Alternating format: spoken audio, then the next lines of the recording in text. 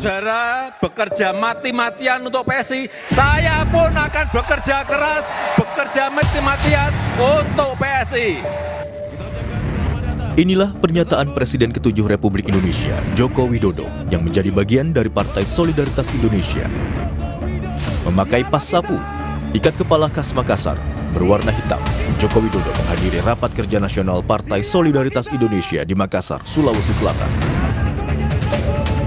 Dalam pidatonya, Jokowi menyebut agar menjadi partai yang kuat, PSI harus memiliki struktur yang solid hingga ke desa, bahkan sampai RT RW. Jokowi mengaku siap bekerja maksimal bersama seluruh kader. Bahkan, jika diperlukan, dia masih sanggup untuk turun ke seluruh provinsi hingga ke tingkat kecamatan. Kalau diperlukan, saya harus datang. Saya masih sanggup.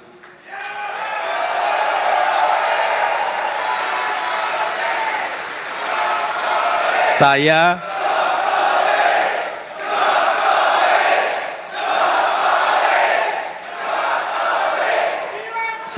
masih sanggup datang ke provinsi-provinsi. Semua provinsi. Saya masih sanggup datang ke kabupaten kota. Saya masih sanggup. Kalau perlu sampai ke kecamatan, saya masih sanggup. Politisi PSI, Valdo Maldini bilang, PSI menjadikan Jokowi sebagai role model dan inspirasi. Valdo mengakui hadirnya Jokowi membuka peluang bagi PSI untuk menjadi partai yang lebih besar. Memang betul kami menjadikan Pak Jokowi sebagai role model, ideolog, pemikir, inspirator kami gitu. Tapi kan itu juga tidak serta-merta terkonversi dalam hasil yang akan dicapai ketika pemilu. Hadirnya Pak Jokowi memang membuka ruang bagi PSI untuk lebih besar ruang kerjanya dan dibantu oleh senior-senior sudah bergabung, kami kira mudah-mudahan hasilnya lebih baik. Direktur Eksekutif Lingkar Madani, Ray Rangkuti, meragukan efek besar hadirnya Jokowi bagi PSI.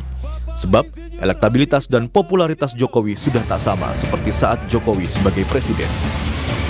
Jadi kalau kita lihat tradisinya di Indonesia, orang yang berkuasa dengan partainya, itu bisa melaju gitu. Nah, masalahnya adalah 2009 itu Pak Jokowi jelas tidak dia berkuasa. Dan apakah elektabilitas, popularitas Pak Jokowi masih bisa digadang-gadang untuk terus ya katakanlah membackup PSI kuat di akan datang?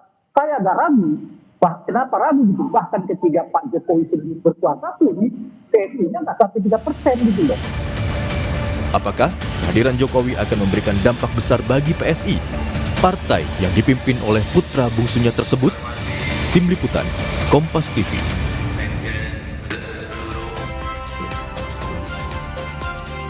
PSI berharap hadirnya Presiden ke-7 Republik Indonesia, Joko Widodo, bisa menjadikan PSI partai besar. Sejalan dengan itu, Jokowi menyatakan siap dan bekerja keras dan mati-matian bersama dengan PSI. Kemudian, apakah kehadiran Jokowi akan membawa dampak besar bagi PSI? Kita akan bahas bersama dengan Ketua DPP PSI Bidang Politik Bestari Barus dan Direktur Eksekutif Parameter Politik Indonesia, Adi Prayitno. Selamat pagi Bang Bestari, Mas Adi. Selamat pagi. Selamat pagi, Mas. Ya, Bang Bestari, kemarin kita saksikan bersama-sama ya, Pak Jokowi memberikan motivasi gitu ya sebagai Presiden ke-7 Republik Indonesia, menyinggung soal banyak akan bergabung lagi nih dari tokoh nasional, tokoh daerah, sampai kabupaten ini akan ke PSI. Kemarin diperkenalkan juga beberapa tokoh yang resmi bergabung ke PSI gitu ya, beberapa di antaranya juga ini dari partainya Bang Bestari sebelumnya gitu, Bang Bestari. Apakah ada bocoran lagi nih? Apakah kira-kira dari partainya Bang Bestari yang sebelumnya bakal banyak yang gabung lagi nih, Bang? Ya, saya kira kemarin itu awalan saja ya, bahwa beberapa yang kemudian dijaketkan dari berbagai macam ya asal partai politik. Dan saya kira ada satu yang istimewa ya, sementara ini Bung Rusdi Mase yang masih aktif sebagai anggota DPR, bahkan kemudian menyatakan bergabung. Nah ini saya kira satu dari 15 sampai 20 lagi yang akan bergabung gitu ya. Sampai 20 nih Bang Bestari. Bahkan mungkin lebih kali ya. Gitu. Tapi masih menunggu waktu, kecocokan waktu, dan mudah-mudahan ini memperkuat keberadaan Partai Solidaritas Indonesia di belantika politik nasional gitu. Oke, Bang Bestari, ini kan lagi-lagi Pak Jokowi kemarin bilang bahwa akan bekerja keras gitu ya, kemudian juga dalam tanda kutip bakal bisa bergabung untuk sama-sama lah sampai ke RT, sampai ke RW untuk bisa memperkuat jaringan PSI gitu ya. Nah, dari mungkin teman-teman Bang Bestari yang dari partai sebelumnya yang tadi akan bergabung gitu ya, ini benar-benar yakin sekali memang sosok Pak Jokowi ini bisa membuat PSI lebih besar. Ya, harapan kita seperti itu, dan itu bukan sekedar harapan, tapi begini, bahwa banyak yang mengatakan PSI ini pada waktu Pak Jokowi masih jadi presiden saja tidak lolos threshold gitu. Namun mereka tidak melihat sebetulnya bahwa pada waktu itu Pak Jokowi sama sekali tidak pernah mengendorse PSI.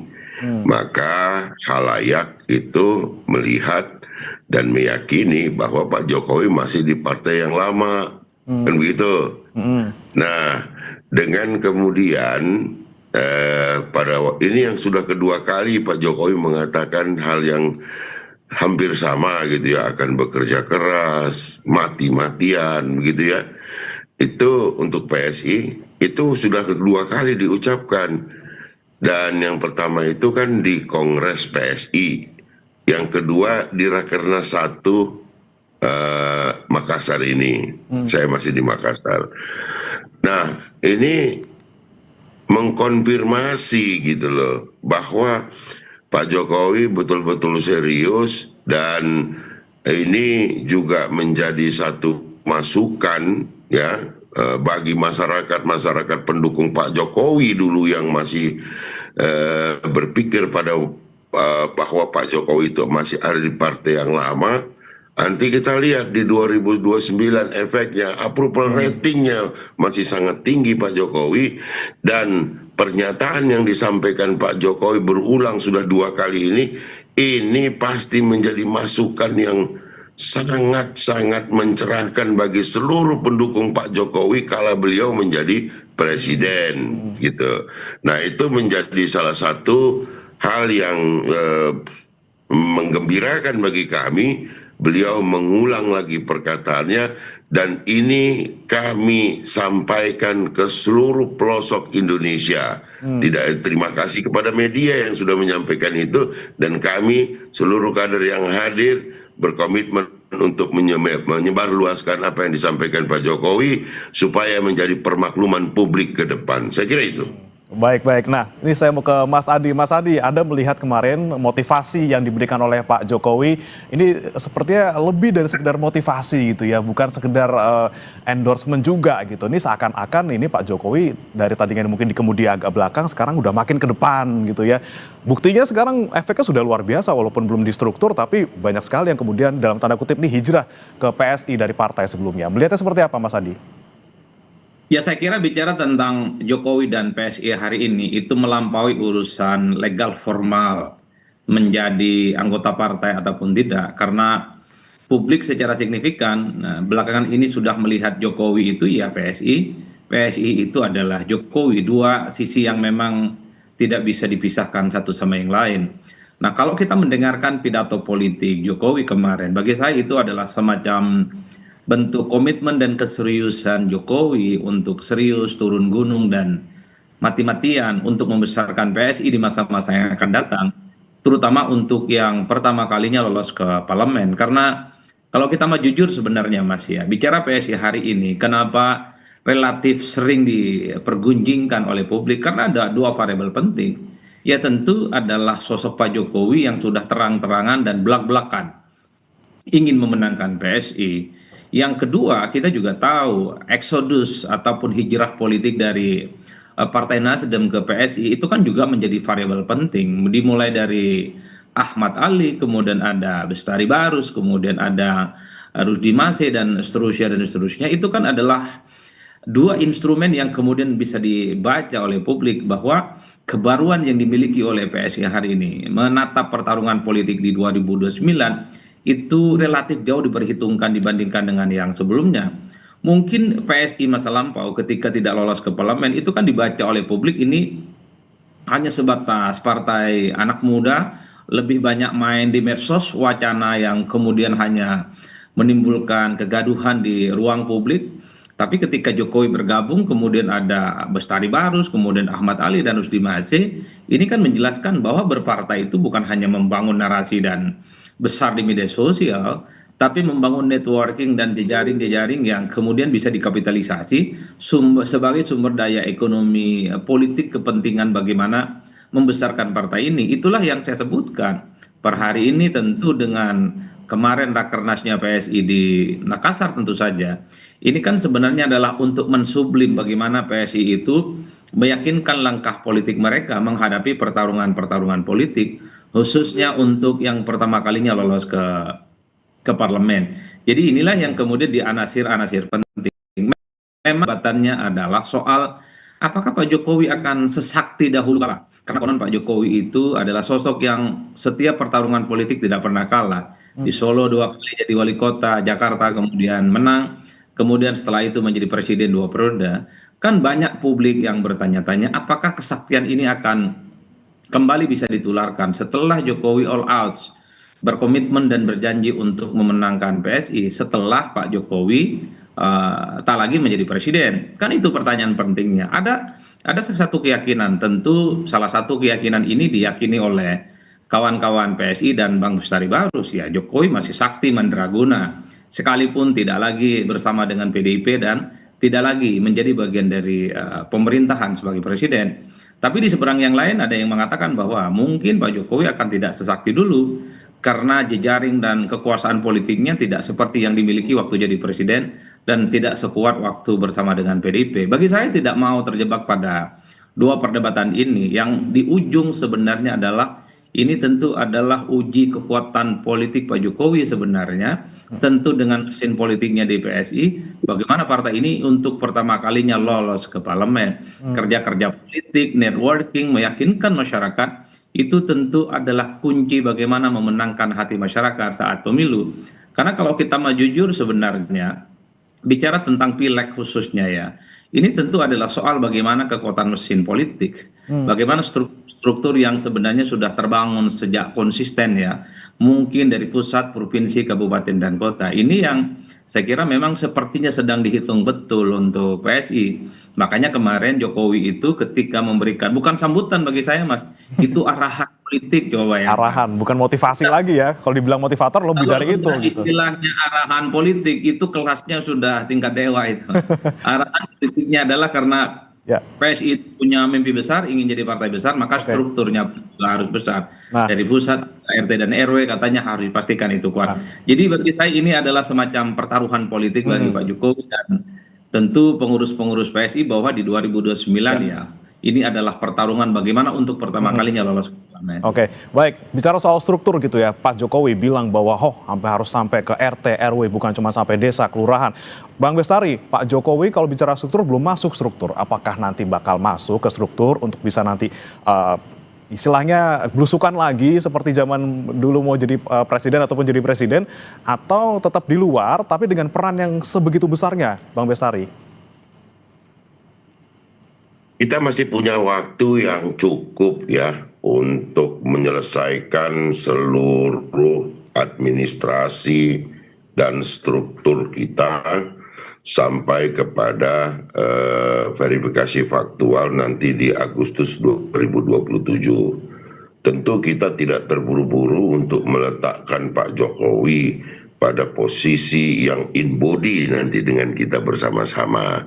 Jadi itu pun tidak mengurangi bahwa kami meletakkan beliau pada posisi terhormat sebagai patron politik bagi kami sebagai inspirator. Nah, kalau dikatakan apakah pasti akan bergabung, saya katakan 99% itu Pak Jokowi wajib bergabung dengan PSI. Sudah berarti 2 kali menyampaikan hal-hal yang dukungan kepada PSI, dan bagi kami tentu menjadi penting setelah kami siapkan seluruh struktur ini, baru beliau ikut bersama-sama kami mewujudkan apa yang disampaikan kemarin, janjinya mati-matian turun sampai ke tingkat kecamatan bahkan pun. Saya kira itu. Berarti udah pasti ya, ini kita bisa pastikan 99,9% gitu ya. Ini Mr. J adalah Jokowi dan tinggal nunggu kesiapan administrasinya saja gitu Bang Bestari ya. Saya kira itu patut menjadi permakluman bagi seluruh masyarakat, khususnya pada umumnya dan khususnya kepada seluruh pendukung Pak Jokowi selama menjadi presiden 2 periode. Oke, baik. Nah, ini bicara lagi soal tadi tidak hanya sampai ke kecamatan ataupun desa, tapi juga bahkan sampai ke RT RW. Kalau di kecamatan desa ada DPRT gitu ya. Nanti kalau misalnya sampai ke RT RW jadinya apa nih? Apakah jadi daun atau seperti apa nih? Kalau dari ranting makin kecil lagi ke daun. Seperti apa nanti kira-kira bentuknya jaringan yang akan dibangun oleh PSI untuk ini bersama-sama dengan Pak Jokowi memperluas jaringannya? Gini, verifikasi faktual itu kan disyaratkan hanya kepada DPP, DPW, DPD, dan DPC. Namun beberapa wilayah kami sudah menyiapkan bahkan sampai Dewan Pimpinan Ranting ya, itu setingkat kelurahan. Tentu dari tingkat kelurahan ini pun akan kita instruksikan di bawah komando dari DPD untuk menyiapkan kader-kader TPS yang akan mengawal suara kita. Kita butuh lebih dari 830.000 orang ya untuk mengisi TPS-TPS tersebut, dan untuk mewujudkan kita mau menang, kita mau ada di dalam belantika politik nasional dan menjadi salah satu poros yang cukup diperhitungkan ke depan. Saya kira itu ini membawa juga strategi yang bisa dilakukan untuk merebut kembali kandang yang sebelumnya yang mungkin sebelumnya gimana ya, dari Banteng mungkin ke Gajah gitu, mau diambil lagi di Jawa Tengah mungkin, Bang Bestari? Saya kira begini, sejarah mencatat ya, dalam kontestasi 2 pemilu itu, presiden dan gubernur itu, kami berada di dalam posisi berkoalisi dengan pemenang gitu ya, dengan Pak Prabowo gitu ya. Nah, itu membuktikan kok nggak terlalu istimewa juga kan pada waktu itu, sehingga kalah pada 2 kontestasi itu. Artinya ada ceruk yang bisa kami ambil di sana ya. Kalau mungkin pada hari nanti di 2009 ini kandangnya masih kecil-kecil, di 2034 kita akan kuasai itu. Oke, baik. Nah, Mas Adi, kalau kita lihat memang ini besar sekali keinginan PSI untuk bisa lolos ke Senayan, tapi tentu saja ada target lainnya yang akan mungkin ditargetkan oleh PSI. Anda melihat mungkin dengan kondisi Jokowi effect sekarang yang kita lihat kemarin di Rakernas dan juga mungkin ke depannya kemungkinannya seperti apa? Anda melihatnya seperti apa, Mas Adi? Apakah kemudian realistis untuk bisa lebih dari parlemen gitu? Ya, saya kira memang realistis utama itu adalah lolos ke parlemen. Apalagi misalnya soal kemungkinan ambang batas parlemen itu tidak lagi 4% sesuai dengan putusan Mahkamah Konstitusi yang menganggap ambang batas 4% itu layak untuk dikoreksi. Kalau di bawah 4%, maka partai-partai politik non-parlemen seperti PSI, mungkin juga adalah kawan-kawan seperti P3 dan Hanura dan seterusnya, itu soal kemungkinan lolos ke parlemennya masih cukup terbuka. Nah, yang kedua bagi saya, di PSI ini kan pernah ada satu eksperimen politik di mana Pak Jokowi itu dianggap sebagai figur sentral juga di pemilu 2024, misalnya ketika melihat begitu banyak atribut-atribut yang dimainkan oleh PSI saat itu. Ada foto Pak Jokowi dengan Mas Kaisang sebagai ketua umum partai, tapi kata Bang Bestari itu tidak kampanye dulunya, masih menganggap Pak Jokowi itu masih bagian dari PDIP. Kalau itu rumusnya, maka tidak boleh tidak di tahun-tahun yang akan datang, maka wajib hukumnya bahwa PSI itu harus mengkapitalisasi secara total figur sentral yang namanya Pak Jokowi.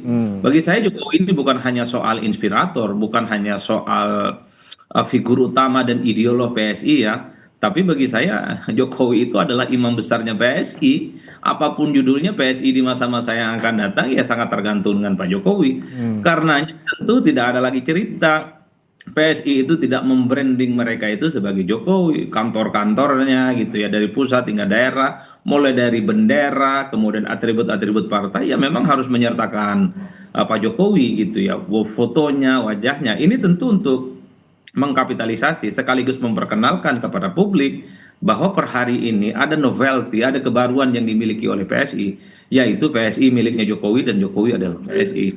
Hanya dengan cara itu bahwa keyakinan Jokowi itu masih sakti mandraguna, kira-kira secara perlahan mungkin bisa ditularkan soal asosiasi politik Jokowi di masa-masa yang akan datang.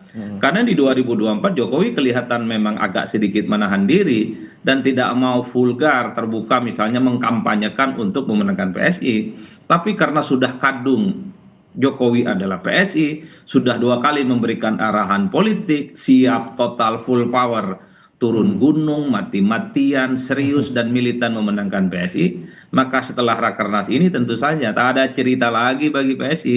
Ya memang yang di depan itu adalah Pak Jokowi untuk dijadikan sebagai imam besar dan perjuangan politik mereka di masa-masa yang akan datang. Jangan lagi setengah-setengah, jangan lagi malu-malu, ini saatnya. Karena apapun judulnya, ini yang saya sebut sebagai pertaruhan politik Pak Jokowi khususnya. Kalau PSI lolos di parlemen di 2029, maka satu-satunya sosok yang paling banyak mendapatkan apresiasi pastilah Pak Jokowi. Betul. Oke, baik. Baik, nih Bang Bestari. Bang Bestari. Tapi sebaliknya kalau nggak lolos ke parlemen, Pak Jokowi juga yang akan banyak dicari. Tentu Bang Bestari harus juga. Jadi, harus all out gitu ya. Bang Bestari juga sudah mengkonfirmasi tadi kita bisa kutip 99% gitu. Pak Jokowi bakal masuk ke struktur, tinggal nunggu administrasinya saja. Bang Bestari, lagi-lagi nih kita bicara soal kemarin pembicaraan Pak Jokowi, mungkin bukan di dalam arahannya gitu ya, tapi di luar gitu Pak. Jokowi ditanya soal target PSI di 2029. Selain soal lolos parlemen juga ada target lain tapi belum dibocorin gitu loh Pak. Ini kita ngomongin soal target apa. Sebenarnya apa sih yang ditargetkan PSI? Apakah mungkin Mas Gibran maju lagi di Pilpres atau seperti apa? Saya kira itu sudah tidak lagi rahasia bahwa Pak Jokowi juga sudah menyampaikan beberapa kali bahwa harapan ke depan adalah bersikap pasti gitu mendukung Pak Prabowo dan Mas Gibran 2 periode. Jadi supaya dukungan itu lebih berarti maka PSI harus memberikan kontribusi gitu, dalam arti bahwa memberikan dukungan kepada jalannya roda pemerintahan hari ini bahkan sampai ke depan. Sederhana itu saja. Kalau untuk di parlemen kita kemarin menggedor dengan mengisyaratkan bahwa kita akan persiapkan sampai dengan pelaksanaan nanti pemilu nanti dengan 10 juta anggota yang diharapkan ini bisa kali 2 gitu kan. Kalau 1 bawa 1 kali 2, saya kira ini akan berada pada posisi yang bisa pada 3 atau 4 besar ke depannya. Itu saja harapan kita. Oke, masih ada 3 tahun ke depan, ini PSI sudah mulai dari awal, udah ngeset track gitu ya. Bukan nunggu di peron lagi, sudah ngeset dari awal tracknya. Kita lihat bagaimana Jokowi Effect ini bisa membuat PSI nanti berhasil di 2029. Jika kemarin Anda hadir dan melihat bagaimana kami melaksanakan Rakernas, maka standarnya adalah sudah menyamai seluruh partai yang sudah berada di parlemen. Baik, luar biasa. Kita nantikan Bang Bestari. 2.500 peserta dari seluruh Indonesia. Jadi kalau saya membaca target PSI itu sederhana, lolos ke parlemen, memajukan Gibran sebagai calon wakilnya Pak Prabowo. Yang ketiga, sekalinya lolos ke parlemen, harus bisa di atas Nasdem. Itu melihat suasana hatinya Pak Bestari. Oke, target yang besar luar biasa. Kita lagi-lagi nantikan nanti di 2029 seperti apa. Terima kasih Bang Bestari Barus, Ketua DPP PSI Bidang Politik, dan juga Mas Adi Praitno, Direktur Eksekutif Parameter Politik Indonesia, sudah bergabung bersama kami di Sapa Indonesia Pagi. Selamat pagi. Selamat pagi Mas.